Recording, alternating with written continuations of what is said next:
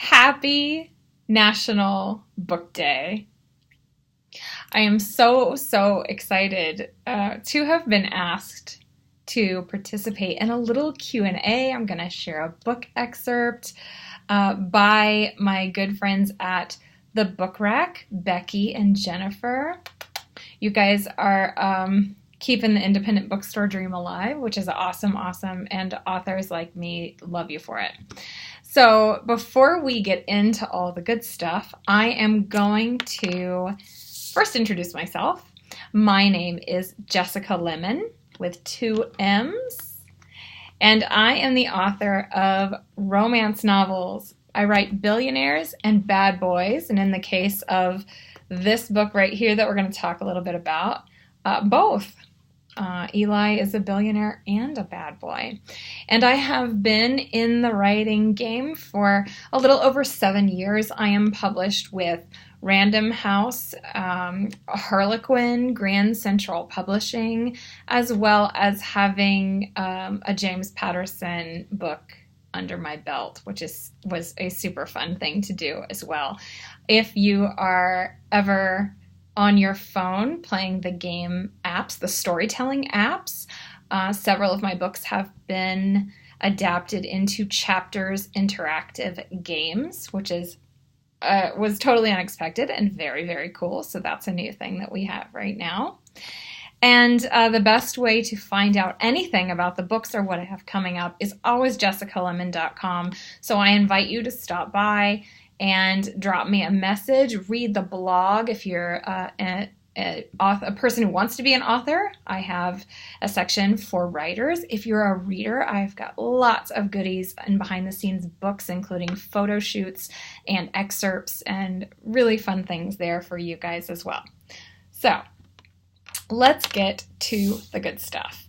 Becky and Jennifer have provided me with some awesome questions. Like, seriously, they're so fun that she was like, you don't have to answer all of them, but I might. We'll see how much time we have here.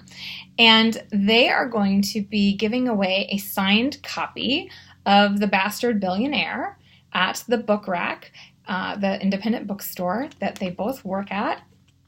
And they've asked me to share an excerpt from the book, so I have a little section marked here, and I'm going to do that for you now.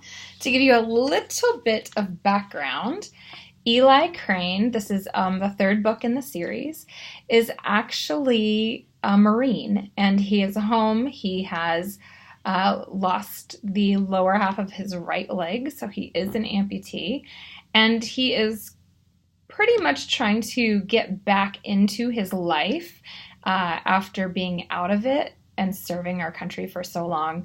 So he is a rather curmudgeonly guy. He's not happy. He's pushing everyone away. His 2 brothers, since Eli is refusing to leave his warehouse home, his 2 brothers have interjected and said, we are going to send a personal assistant over there.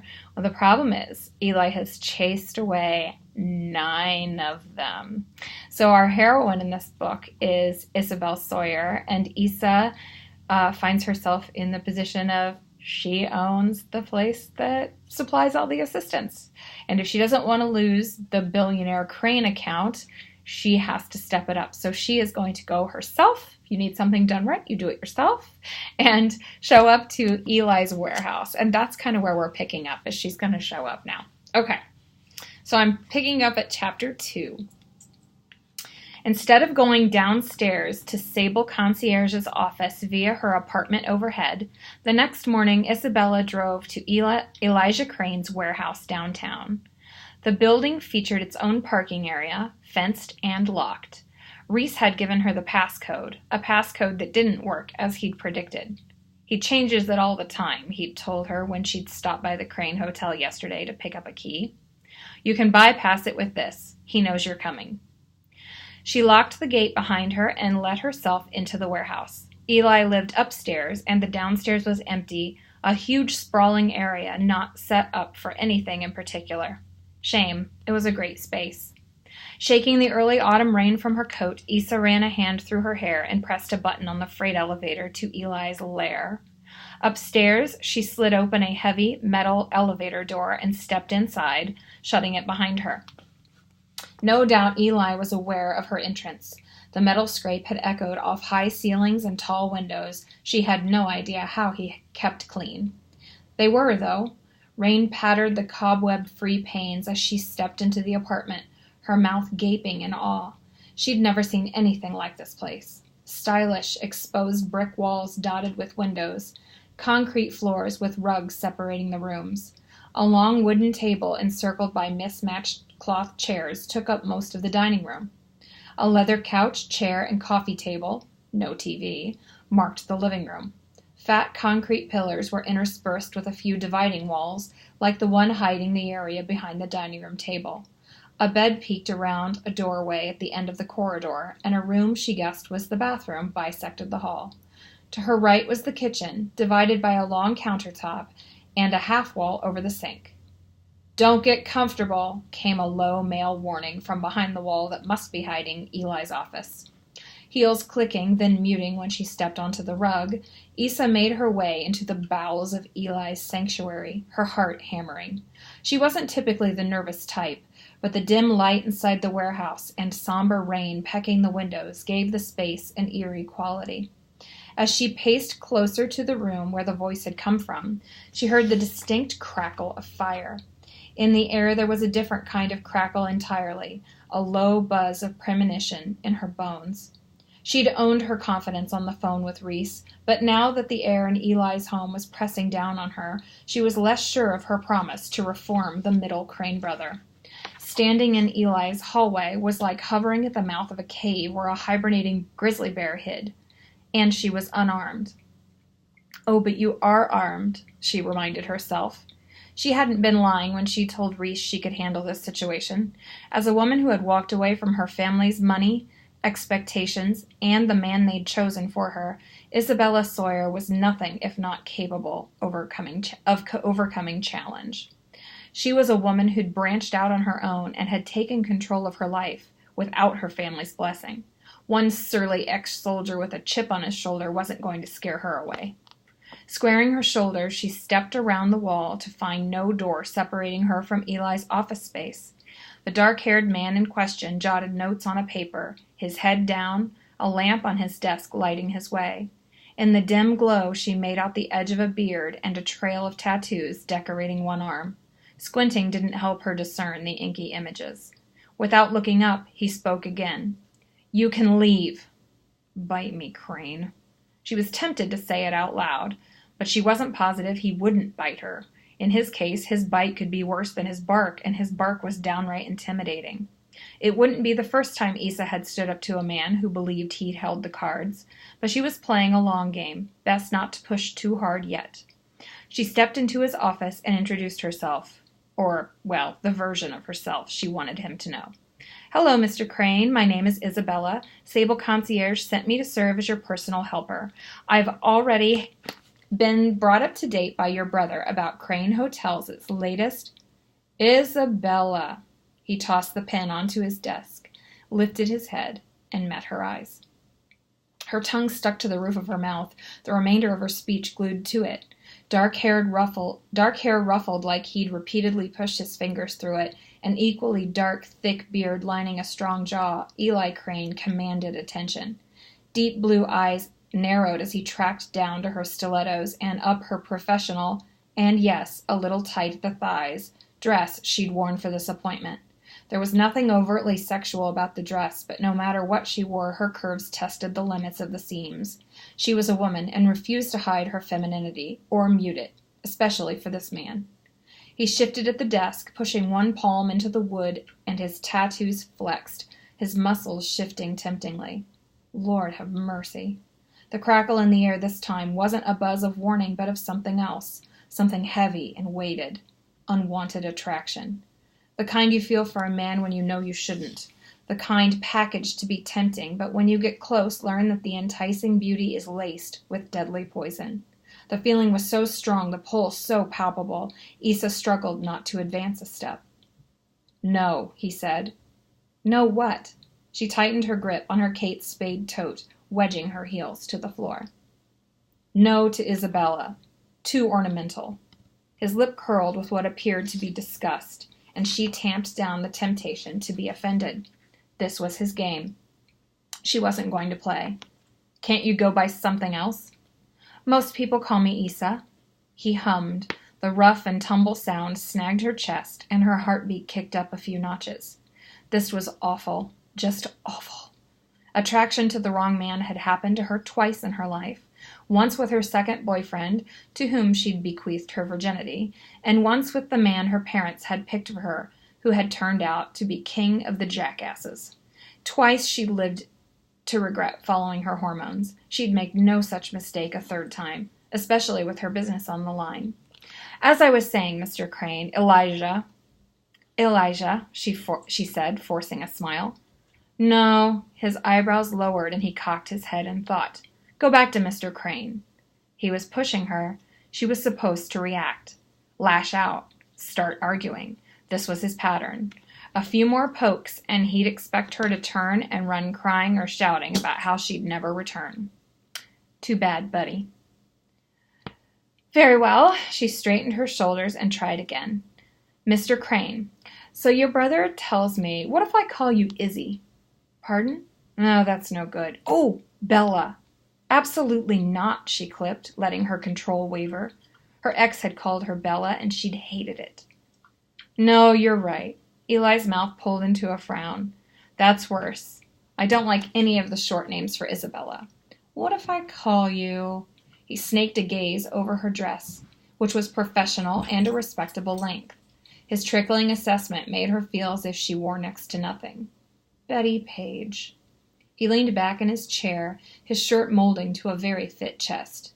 You sure you're from Sable Concierge, not a call girl service? Mr. Crane. Her voice held an authority, demanding respect. Enough was enough. She refused to let him bully her, whether the air snapped with wayward attraction or not, whether he thought she was a lowly personal assistant or not. She was not his plaything, and her choice of dress, no matter how evocative this male chauvinist found it, was nothing to be ashamed of. I will not allow... He pushed to standing, up until he loomed, and then took one heavy step toward her, then another. He favored the leg with the prosthesis, clad in a shoe to match his other one, the metal-colored leg peeking out from a tear in his jeans. I change my mind, Betty. He tilted his head to one side, a rogue gleam in his eyes as he stared her down. You can call me Eli. So there is part of Chapter 2 of The Bastard Billionaire. Thank you, Becky, for asking me to pull this one out and read it. It's a few years old, so it's always fun to go back and relive these characters. And Eli is a reader favorite, so it works out really well. All right, I'm going to ask myself, I guess, read a few of these questions that Becky provided because they are so wonderful. The first one is, do you try to be more original or deliver to readers what they want or request? So when I write a book, my main goal is to write what's exciting me at the moment. I do try not to duplicate myself. I try to, even when the heroes are billionaires and I write other billionaires, I try to make them all different and have different pasts and different layers and bring to the surface different issues that they can deal with. And by the time you pair the heroes with heroines who also have different issues and also have different careers, then when they come together, they behave together a lot differently than maybe another hero or heroine I've written. I do get a few requests. Mostly they are for books I haven't written. Like there are secondary characters that people really, really liked, and they'll say, oh, have you ever thought about writing a book about so-and-so? Sometimes it happens and the books are contracted and written, and other times there's just it just doesn't. Either it doesn't appeal to me, it didn't fit in the series. In one case of an earlier book that I wrote, I had a sister and she had a husband, and I had everybody ask me for their story, but they were already married, so I didn't feel like there was much of a story there. She was always built to be a secondary character for the brothers and her cousin. And so it just didn't fit in. Okay, here's another question. What other authors are you friends with, and how do they help you with your writing process? Great question. I'm just going to name 2 off the top of my head because these 2 people have been helping me recently with some plotting and some questions about some edits. One is Jules Bennett. And Jules Bennett is a fellow Harlequin author. We both write Harlequin Desire books. This is the Harlequin Desire brand. And the other one is Lauren Lane, who I always tell people is like my water cooler friend. Like, we message throughout the day, we text throughout the day about publishing in general, about current books we're writing, about personal things, about is it time to bust out the wine yet? Have we worked hard enough for a glass? But they are crucial. And I think that other really talented writers who are willing to share their secrets and willing to just help you out or help you see something clearly are just essential to success. Writing is a very, very solitary kind of a job. We do it alone in front of our keyboards, and there's not a lot of people that really understand what it is we do because husbands try. Our husbands try. We always talk about this. They're very supportive, obviously. We all have very supportive husbands, but they really can't understand if we're trapped in a plot. Although I will say my husband, John, is fantastic at helping me with some of the businesses I set up. I mean, I write billionaires. They have to have businesses, right? So some of the, I don't know if it's corporate structure or just some sort of detail that might need the blank filled in on. He's so good at that. Okay, here's another question. How do you select the names of your characters? Not a very interesting answer, and maybe you've already guessed, but I have a baby name book that I flip through, and that usually kind of kicks my imagination into high gear. So I try to look in the baby name book and see for heroines and heroes, and then I try to pair the names together, and knowing that they're going to end up together, I try to pair the last name if I think they're going to get married, the last name to the hero with her name. And sometimes it doesn't work and something has to change, or sometimes I'll start the book and it just doesn't feel right. When I wrote Issa's character, I actually was going back and forth about what nickname to give her. All my bad boys give the heroines nicknames. And I thought Bella was kind of overused. It's cute. I love it. Don't get me wrong. But I didn't want to write another Bella. I feel like it's very, very popular in the romance genre specifically. And so I went with Issa for her. And then her company is called Sable Concierge, which is kind of a nickname she gave herself, Sable. So, and what Eli ends up calling her. So that's how I find my names. What am I working on right now? Another question that I'm going to answer for you.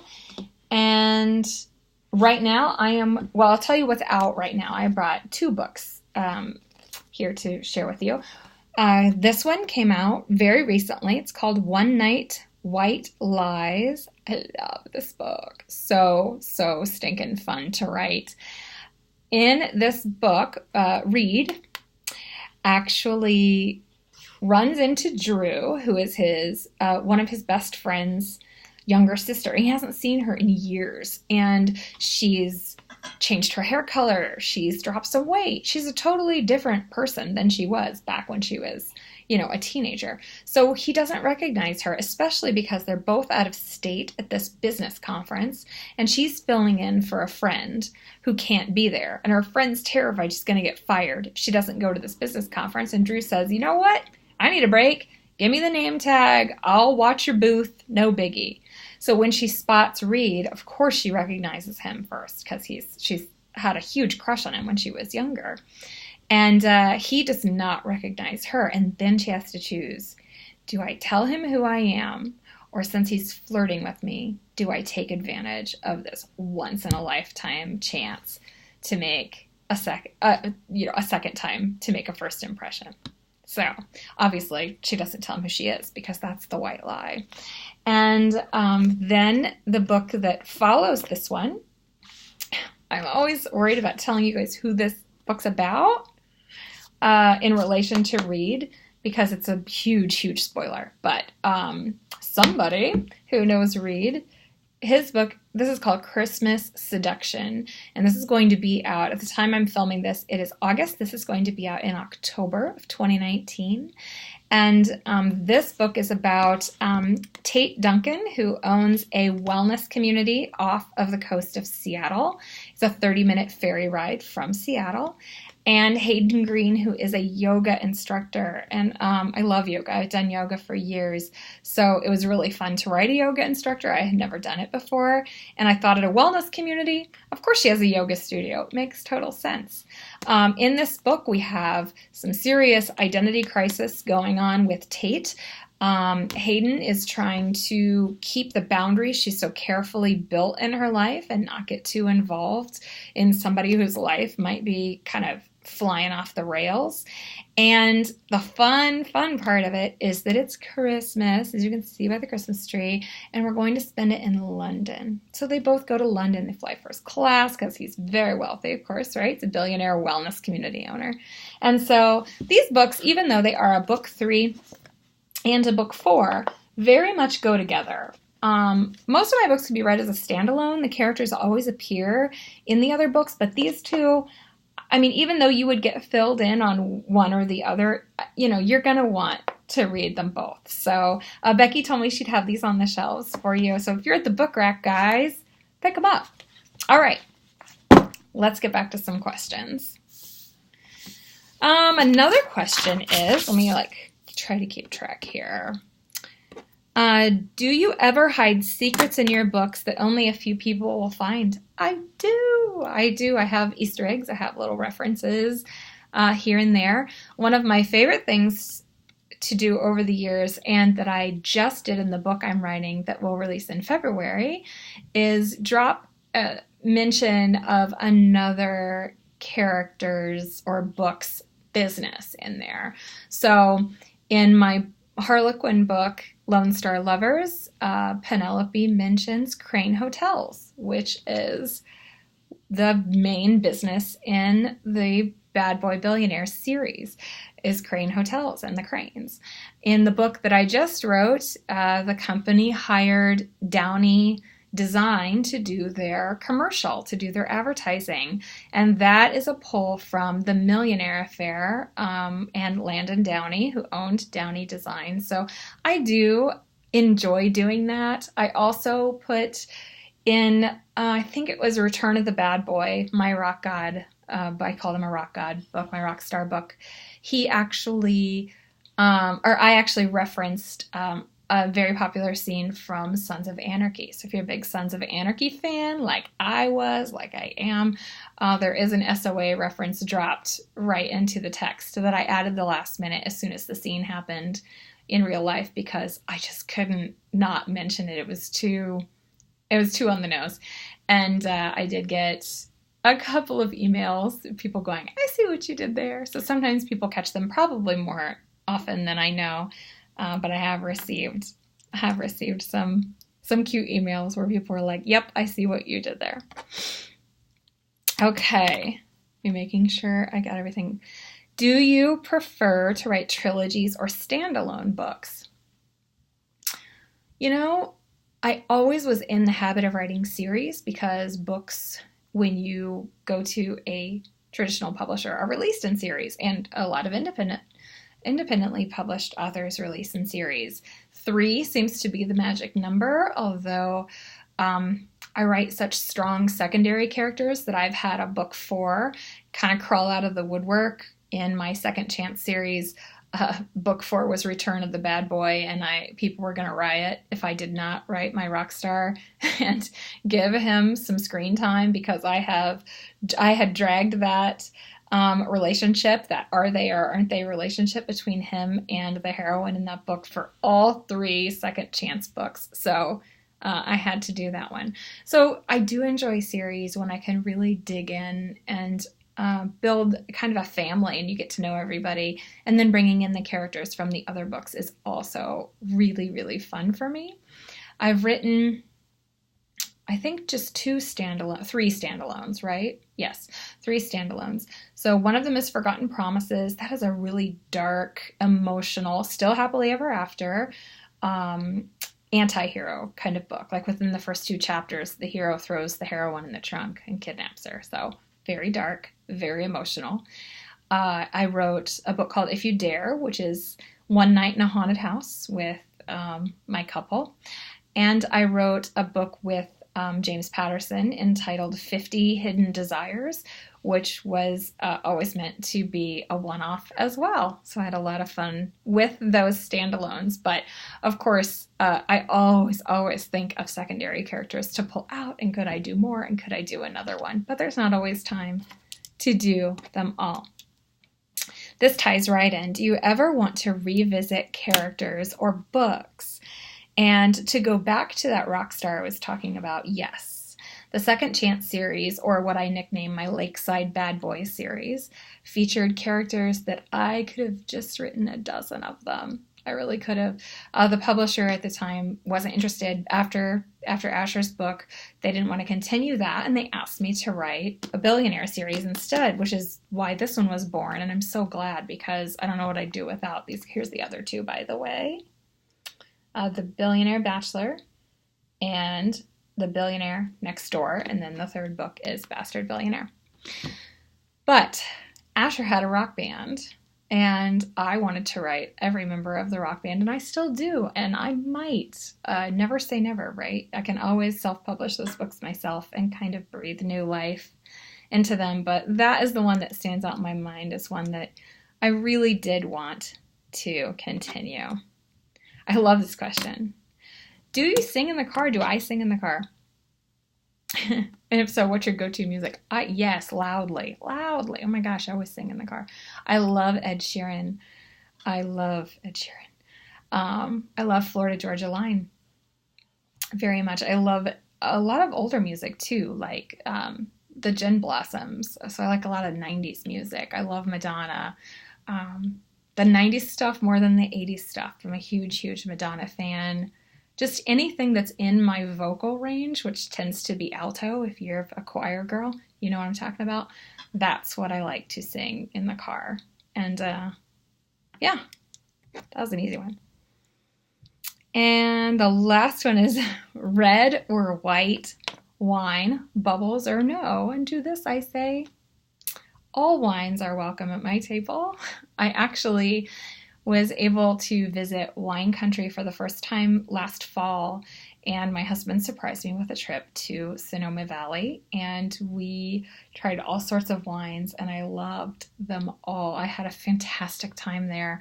I live in the Midwest, and I jokingly call our lake town, I say our town is in the middle of corn. It's like corn, cow, lake, corn, cow. So we do live just off of a big 2-mile wide lake, not huge, but big enough to get around on the boat. And we have a little golf cart community. So visiting California was just a whole different world to me. And I loved it. I've always wanted to go. We had a great time in wine country. And we visited a place called Cundy, which I loved because a movie, if you haven't seen it yet, I'll just share this nugget. A movie called Bottle Shock was filmed at Cundy Winery, and they still have the boxing ring from the movie where the father and son went in and boxed out their arguments in the vineyard. Another fun fact for you is the book that I'm currently writing on. The series is going to be entitled Kiss and Tell. It's not out until 2020.